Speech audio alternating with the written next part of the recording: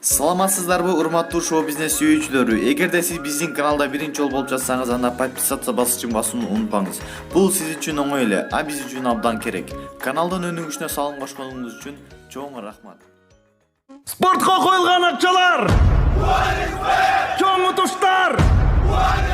Тез арада төлөмдөр! Ишенимдүү букмекер!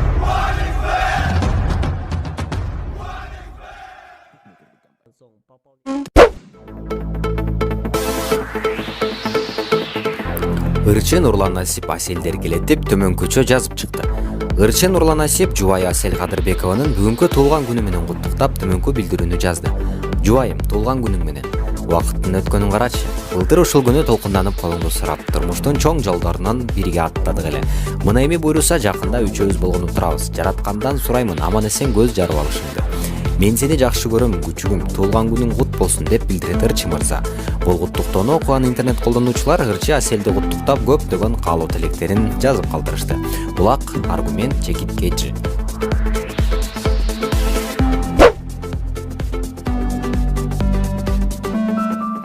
Филипп Киркоров плагиат үчүн 4 миллион 225 миң 520 АКШ долларын төлөөгө милдеттендирилди.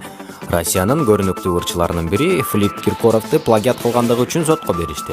Бул тууралуу маалыматты Лента чекитрүү басылмасы кабарлады. Маалыматка ылайык, Киркоровду бир француз композитору Дидье Маруанинин Symphonic Space Dream чыгармасынан бир канча элементин урдагандыгы үчүн сотко берген. Келтирилген зыян үчүн ал 272 миллион рубль же болбосо 4 миллион 225 миң 520 АКШ долларын төлөөгө милдеттендирилген. Филипп Киркоровду аталган сумманы төлөөгө милдеттендирген Хыр, анын «Жестокая любовь» чыгармасы. Чыгарманын ээси анын автордук укуктары бузулгандыгын жана аны Киркоров жалгыз эмес, композитор Егор Попков менен чогуу болгондугун билдирген. Ал эми Киркоров бул тууралуу эч кандай комментарий бере элек. Булак барометр чекиткечи.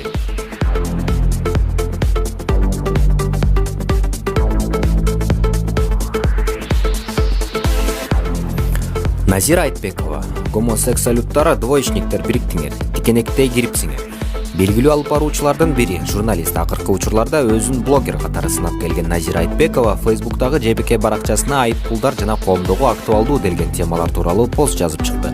Айтбекова өз постуна «Өкүрсөм кетпей, өкүнсөм жетпей, өлтүрсөм болбойт өкмөттү» деген хит ыр жазсам болобу? Бизнести жасаганды билгендер бириктиңер, карапайым калкыңдын капчыгына кирипсиңер деген ыр жазайынбы же? Жемс өңөргө жем толбой улам туруп, жаткан жерден жете калып, аны канын соруп, турган желмогуздар жөнүндө жомок жазсамбы? Кайсынысы жарашат? Гомосексуалдары двоечниктер бириктиңер, тикенектей кирипсиңер, улак тартыш, айып пулдар көбөйдү, жөнөкөй журт төлөйбү деп өзгөчө куйкун сөздөрүн жазды. Көпчүлүк Назира Айтбекованын бул жолку постунда дагы кызуу талкууга алышты. Пикир калтыруучулардын айрымдары сонун темалап, жаз Назира ыр жаз дешип колдоо алышса, башкалары посту жөн гана тамаша иретинде кабыл алышып, бир күлүп алышты. Булак барометр чекиткечи.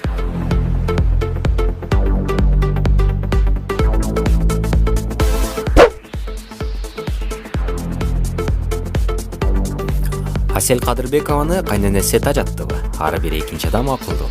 Ырчы Асел Кадырбекова кош бойлуулугун ачыктагандан кийин кош бойлуу учурда аялда кандай өзгөрүүлөр болорун байма-бай айтып келет. Бул жолу Кадырбекова өзүнүн Инстаграмдагы жеке баракчасына акыл үйрөткөн адамдардан тажаганын жазып чыкты. Ырчы постуна баарына да акыл үйрөткөн жана муну жаса деп буйрук кылган адамдар тажатат. Баарыбыз билгендей, бизде ар бир экинчи адам акылдуу да деп тамаша сала жазып, окурмандарына сиздерди эмне тажатат деп суроо салды.